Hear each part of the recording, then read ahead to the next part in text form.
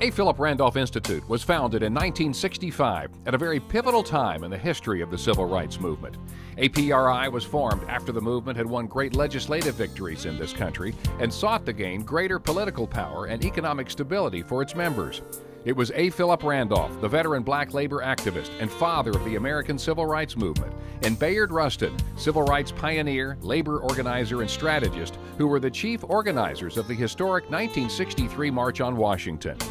Randolph and Rustin formed an alliance between the civil rights movement and the labor movement. They recognized that black and working people of all colors share the same goals: political and social freedom and economic justice. This Black Labor Alliance helped the civil rights movement achieve one of its greatest victories, passage of the Voting Rights Act, which removed the last remaining legal barriers for broad black political participation. In 1989, the organization gained new strides under the leadership of Norman Hill, and he was instrumental in making sure that the inclusion of student activists during the national conference was and continues to be a high priority. Today, APRI is led by President Cleola Brown, a 10-year member of the AFL-CIO Executive Council and International Vice President of Unite Here. Her vision and energy have sparked a new beginning for the organization and for the movement as a whole. Lift Every Voice this year was a natural theme for the conference, primarily because Jacksonville is the home of James Weldon Johnson, who actually wrote the song. And with that kind of a push, there's also a second phase to it. Lift every voice, count every vote. And with this city in particular, they get the message, because this was the home of struggle. This was the place where Randolph actually grew up, and so much is named for him. So our theme this year ties with the Lift Every Voice slogan that Randolph himself started to use during the course of his lifetime.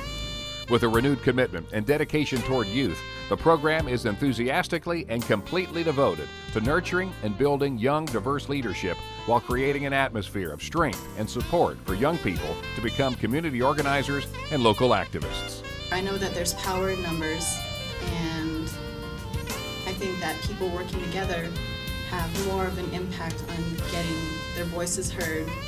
APRI has impacted in my life in many ways.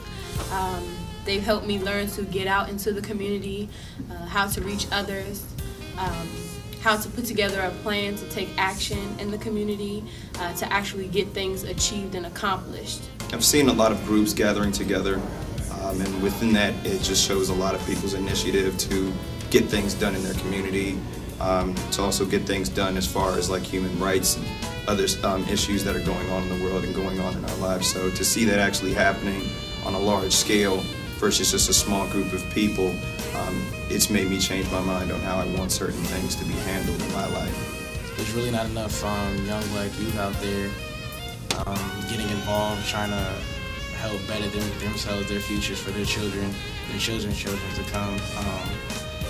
The movement is kind of slowing down, and I feel like the APRI is working to help it come back to the way it was.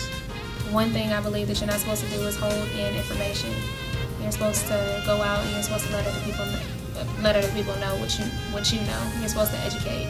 And with young people being the adults of tomorrow, we need to start out fresh, and we need to start out by telling our friends, our family members, younger family members, and start out with a new generation. Y'all know why hip-hop is important to the labor movement?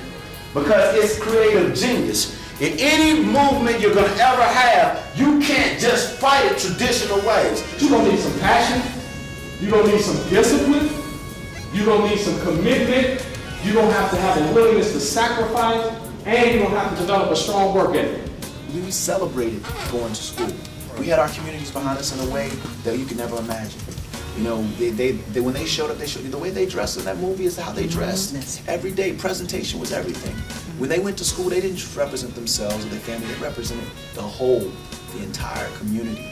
You know what I mean? We need to get back to that. What do you think about the conference? It's crunk. It's cool.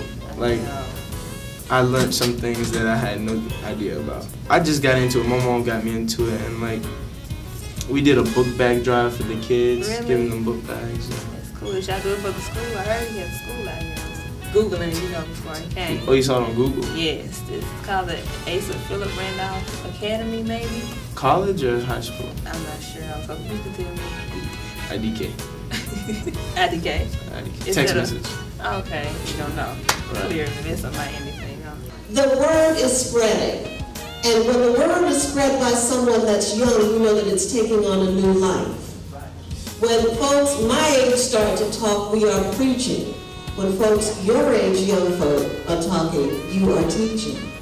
And it gives us such energy, such hope, such pride to see those of you who are young teens, those of you who are 20s, those of you who are in between that, pick up the mantle and run with it. The A. Philip Randolph Institute continues to focus on the importance of cultivating young minds and preparing a new generation for great responsibility and great joys in the struggle for labor activism, civil rights, and social justice.